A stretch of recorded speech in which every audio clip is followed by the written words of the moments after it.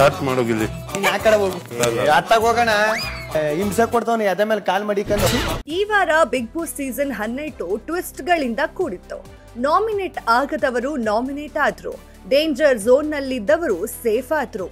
Game ವಿಚಾರಕ್ಕೆ ಬರೋದಾದ್ರೆ ಮನೆಯ ಕ್ಯಾಪ್ಟನ್ ಮಾಳು ನಿಪನಾಳ ಅವರು ಕಾಕ್ರೋಚ್ ಸುದಿಯನ್ನ ನೇರವಾಗಿ ನಾಮಿನೇಟ್ ಮಾಡಿದ್ರು. ಅವರ ಜೊತೆಗೆ ರಘು ಕೂಡ ನೇರವಾಗಿ ನಾಮಿನೇಟ್ ಆಗಿದ್ದರು.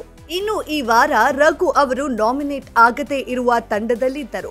ಈ ವೇಳೆ ಟಾಸ್ಕ್ ಗೆದ್ದ ತಂಡದವರು ಎದುರಾಳಿ ತಂಡದಿಂದ ಒಬ್ಬರನ್ನ ನಾಮಿನೇಟ್ ಮಾಡಿ ನಾಮಿನೇಟ್ ತಂಡಕ್ಕೆ ಕಳಿಸಬೇಕಾಗಿತ್ತು. ಆಗ ರಕ್ಷಿತಾ ಶೆಟ್ಟಿ ಅವರು ಹಠ ಹಿಡಿದು ರಘು ಅವರನ್ನ ನಾಮಿನೇಟ್ ಮಾಡಿದ್ದರು. ಇದಾದ ಬಳಿಕ ರಘು ಅವರಿಗೆ ಶಾಕ್ ಆಯಿತು. ಎರಡನೇ ಬಾರಿಗೆ ರಘು ಕ್ಯಾಪ್ಟನ್ ಆಗಿದ್ದಾರೆ ಎನ್ನಲಾಗ್ತಿದೆ.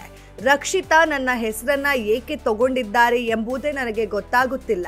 ನಂತರ ಮಾಳು ಕೂಡ ನನ್ನ ನಾಮಿನೇಟ್ ಮಾಡಿದ್ರು ಎಂದು ಬೇಸರ ವ್ಯಕ್ತಪಡಿಸಿದ್ದಾರೆ ರಘು. ಆದರೆ ಎಲ್ಲಿಯೂ ಕೂಡ ಈ ಬಗ್ಗೆ ಕೂಗಾಡಿಲ್ಲ. ಟಾಸ್ಕ್ ಮೂಲಕ ತಮ್ಮನ್ನು ತಾವು ಪ್ರೂವ್ ಮಾಡಿಕೊಳ್ಳುತ್ತಿದ್ದಾರೆ.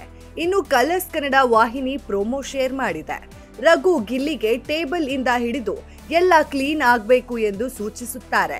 ಇಲ್ಲಿ ಯಾವುದೇ ಪ್ರಶ್ನೆ ಮಾಡದೆ ತಕ್ಷಣ ಕೆಲಸಕ್ಕೆ ತೊಡಗುವುದು ಮನೆಯಲ್ಲಿ ನೋಡಿಕೊಳ್ಳುತ್ತಿರುವ ಪವರ್ ಡೈನಮಿಕ್ಸ್ ಅನ್ನ ತಿಳಿಸುತ್ತದೆ. ಇನ್ನು ರಘು ಗಿಲ್ಲಿಗೆ ಕಮಾಂಡ್ ಮಾಡ್ತಾನೆ. ಅದಕ್ಕೆ ಗಿಲ್ಲಿ ಆ ಕಡೆ ಹೋಗಿ ಎದೆ ಮೇಲೆ ಕೂತ್ಕೊಂಡು ಹಿಂಸೆ ಕೊಡ್ತಿದ್ದೀರಾ ಎಂದು ಹೇಳ್ತಿದ್ದಾರೆ.